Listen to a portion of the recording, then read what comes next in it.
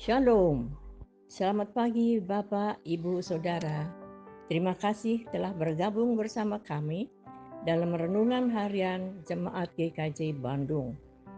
Bersama kita akan mendengarkan firman Tuhan dan merenungkannya. Jumat 6 Maret 2026. Shalom, selamat pagi Bapak Ibu Saudara-saudari terkasih Jemaat GKJ Bandung. Renungan pagi ini diberi judul Iman yang diuji, kasih yang dimurnikan. Sebelum mendengarkan firman Tuhan, mari kita berdoa. Bapa di surga yang penuh kasih, kami bersyukur untuk firman-Mu yang hidup dan kuat. Di tengah berbagai pergumulan hidup, kami datang mencari penguatan dari-Mu. Bukalah hati dan pikiran kami agar kami mengerti kehendak-Mu dan mampukan kami untuk tetap setia. Dalam nama Tuhan Yesus Kristus, kami berdoa dan mengucap syukur. Amin. Ayat renungan pagi ini diambil dari 1 Petrus 1 ayat 6 sampai 7 yang demikian.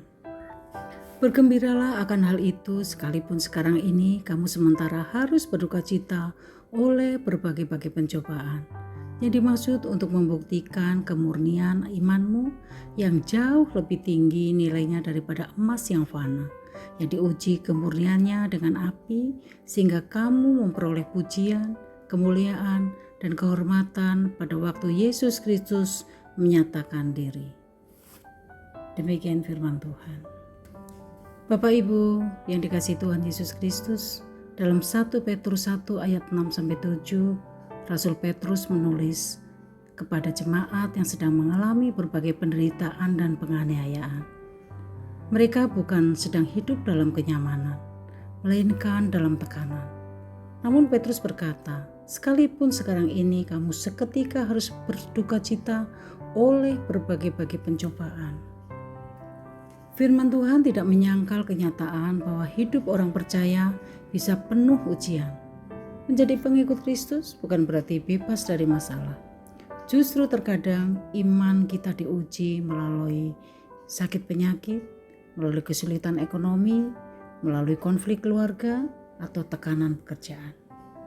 Tetapi, mengapa Tuhan mengizinkan ujian itu terjadi? Petrus memberikan gambaran yang sangat kuat.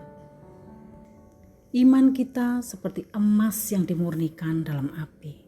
Emas yang murni tidak diperoleh tanpa proses pembakaran. Api bukan untuk menghancurkan emas, tetapi untuk memisahkan kotoran dari kemurniannya. Demikian juga iman kita. Ujian bukan untuk menghancurkan kita, melainkan untuk memurnikan kasih dan kepercayaan kita kepada Tuhan. Dalam keadaan baik, mudah bagi kita berkata, Tuhan mengasihi kita. Namun dalam keadaan sulit, disitulah terlihat apakah kasih kita sungguh-sungguh berakar dalam Kristus. Seringkali saat doa belum dijawab, saat harapan seakan tertunda, kita belajar satu hal penting. Mengasihi Tuhan bukan karena berkat-Nya, tetapi karena pribadinya. Iman yang diuji menghasilkan ketekunan. Ketekunan menghasilkan karakter. Dan karakter menghasilkan pengharapan yang tidak mengecewakan. Petrus menegaskan bahwa iman yang teruji itu akan mendatangkan puji-pujian dan kemuliaan serta kehormatan. Artinya, setiap air mata yang kita teteskan dalam kesetiaan tidak pernah sia-sia. Tuhan melihat, Tuhan mengetahui, dan pada waktunya Tuhan akan memuliakan iman yang tetap bertahan. Mungkin hari ini ada di antara saya dan saudara, ada yang sedang merasa lemah. Ingatlah, api ujian ada batasannya, tetapi hasil pemurniannya kekal. Tuhan tidak pernah meninggalkan kita di tengah proses. Justru di dalam proses itulah kasih kita dimurniakan dan hubungan kita dengannya diperdalam. Jangan menyerah, tetap percaya, tetap mengasihi.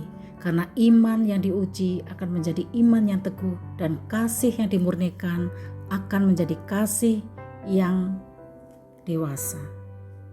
Kiranya firman ini menguatkan setiap hati kita. Amin.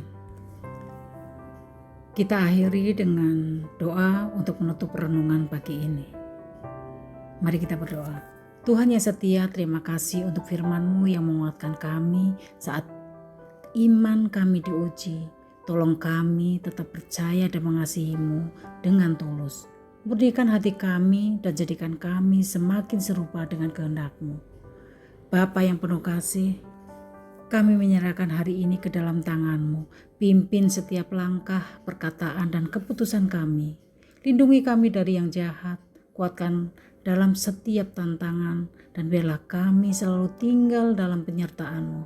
Kiranya damai dan kasih-Mu memenuhi hati kami sepanjang hari ini. Dalam nama Tuhan Yesus Kristus, Tuhan dan Juru Selamat kami, kekal selamanya. Amin.